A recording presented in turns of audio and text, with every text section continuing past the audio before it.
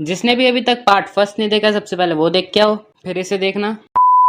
Part first में हमने बहुत कुछ कवर कर लिया था और हमने छोड़ा कहाँ पे था, हमने छोड़ा था जे वर्सेस रयू पे। तो अब आगे वहीं से स्टार्ट करते हैं। इस वक्त जे बस एक ही चीज सोच रहा है, वो है रयू को एक बार हिट करना। वो बस इसी माइंड सेट के साथ है और वो इसी के साथ रयू की तरफ अटैक करता है, लेकिन रयू उसे डॉज कर देता है। लेकिन फिर भी जे उधर रुकता नहीं है, वो अटैक करता रहता है, लेकिन हर बार वो फेल हो रहा है। और अब हम देखते हैं कि रयू ने सोच लिया वो अटैक करेगा और वो उसमें सक्सेसफुल होता है। और अभी इस वक्त जे पूरी तरह से डिफेंस मोड में है, लेकिन रयू से बार बार हिट करे ही जा रहा है। और हम देखते हैं कि रयू इस चीज को बहुत ज्यादा एंजॉय भी कर रहा है। लेकिन हम देखते हैं कि रयू एकदम से रुक जाता है, जे चेक करने के लिए देखता है। और उस वक्त हम देखते हैं कि रयू बस अब एक ही मूव के पीछे है और वो उसमें अपनी पूरी जान लगाने वाला है। और जे इसका इस्तेमाल करने के लिए देखता है, लेकिन वो फिर से फेल हो जाता है। और अब हमें दिखाया जाता है उसके डैड की बैक स्टोरी। वो 13 बार जीते हैं, 12 बार हारे हैं और 2 ड्रॉ करे हैं। वो अपने डैड के बारे में बताता है कि उनके प्राइम में कोई भी उन्हें इतना स्ट्रांग नहीं समझता था, लेकिन उनको कोई वीक भी नहीं समझता था। हमें इधर दिखाया जाता है कि जे अपने डैड को बहुत ज्यादा एडमायर करता है शुरू से ही, और यही देख के जे बार बार कोशिश करता है, लेकिन हम देखते हैं कि उसका कोई फायदा हो नहीं रहा है। और अब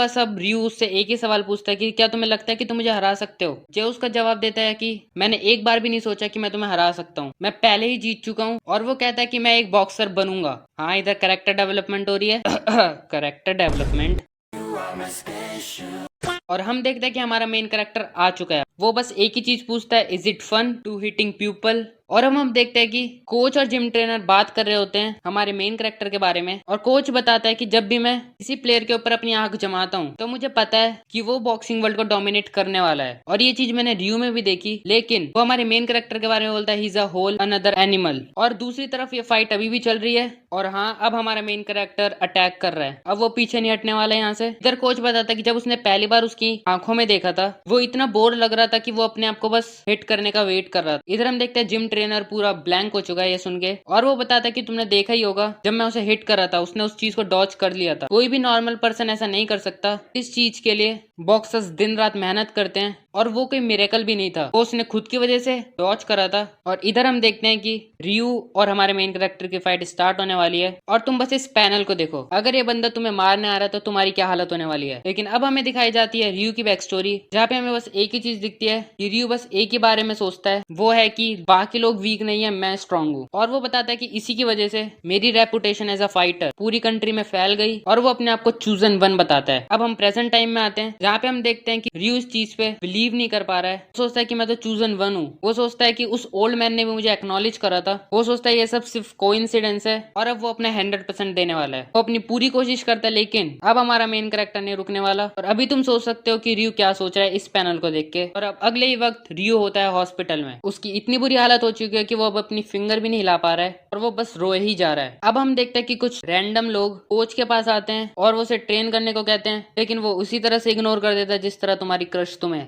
वो बस इस वक्त हमारे मेन कैरेक्टर के बारे में सोच रहा है। और हम देखते हैं कि हमारा मेन कैरेक्टर उसके पास जाता भी है। वो उससे पूछता है, क्या तुम बॉक्सिंग करने के लिए तैयार हो। हमारा मेन कैरेक्टर कहता है, मेरी एक कंडीशन है, मुझे पैसे चाहिए हॉस्पिटल बिल्स के लिए। सारी चीज कोच को बताता है। तो कोच बस एक ही सवाल पूछता है उससे, क्या रयू एक फॉर्मिडेबल अपोनेंट था। वो कहता है नहीं। और ये सुनने के बाद कोच बस एक ही चीज कहता है, तुम्हें हॉस्पिटल बिल्स के लिए पैसे चाहिए, तुम चाहो तो मैं तुम्हें हॉस्पिटल दिला सकता हूँ पूरा। फिर हम देखते हैं कि कोच रयू के पास जाता है और उसकी ये हालत देखने के बाद वो बस एक ही चीज कहता है कि वो शायद फिजिकली तो इस चीज से रिकवर हो जाए, लेकिन मेंटली वो बहुत मुश्किल है। और हम देखते हैं कि हमारा मेन कैरेक्टर जे के पास आता है और उसे देखने के बाद वो दोनों हमारे मेन कैरेक्टर के घर पे जाते हैं। और कोच हमारे मेन कैरेक्टर से उसके पेरेंट्स के बारे में पूछता है और वो कहता है मेरे कोई पेरेंट्स नहीं है। और अब जाके कोच को याद आता है कि मैंने उसका नाम भी नहीं पूछा अब तक। वो उसका नाम पूछता है और इधर हमें दिखाया जाता है हमारे मेन कैरेक्टर के पेरेंट्स का नाम, लेकिन वो हाइड कर रखा है। हमारा मेन कैरेक्टर कहता है कि तुम मुझे यू बुला सकते हो। दूसरी तरफ हमारा हॉस्पिटल का सीन आता है, यहाँ पे जे और रयू होते हैं और हम देखते हैं कि रयू जैसे आंख भी नहीं मिला सकता है। अब दूसरी तरफ कोच और यू जाने के लिए तैयार हो चुके हैं। एक मिनट, अभी नहीं, हाँ अब ठीक है।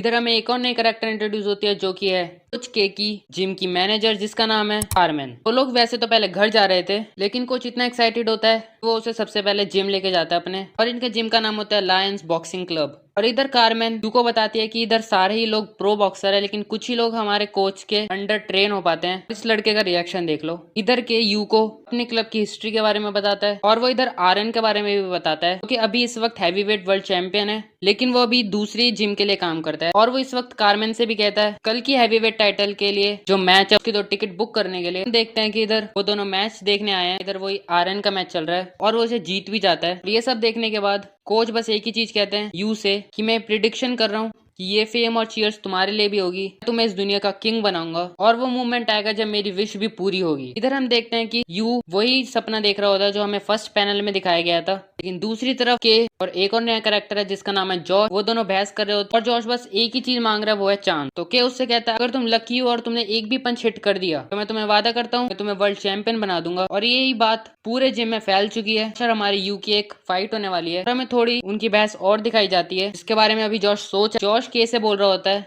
कि मैं इस साल का यूथ इवेंट का विनर हूँ, यहाँ तक कि इस जिम में मैं बहुत से बॉक्सरों से अच्छा हूँ, लेकिन मुझे और क्या अच्छा करना होगा। क्या उससे बोलता है कि तुम्हारी जैसी एबिलिटी वाला बंदा एक टेम्पररी टैलेंट होता है, यहाँ तक कि मैं अपनी इस छोटी सी ट्रिप में तुमसे ज्यादा टैलेंटेड 2 लोगों से मिलके आ चुका हूँ। वो बताता है कि इस टैलेंट के साथ तुम्हारी लिमिट भी आती है। ये सुनने के बाद जॉश बस एक ही चीज कहता है मुझे बस उसे एक बार पंच करना है ना। यहाँ पे हम करंट टाइम में आते हैं जहाँ पे कि यू को अपना हाथ रैप करना सिखा रहे होता है और ये देख के उसे और भी ज्यादा गुस्सा आ जाता है कि उसकी फाइट इस बंदे से है। तो अगले पार्ट में इन दोनों की फाइट स्टार्ट होगी और एक स्पॉइलर अलर्ट, अगले पार्ट में डेब्यू मैच भी होने वाला है हमारे मेन कैरेक्टर का, उसे जरूर मत मिस करना। जल्दी से पार्ट 3 के लिए कमेंट कर दो। मैं मिलता हूं तुम्हें अगली वीडियो में, तब तक के लिए सायोनारा।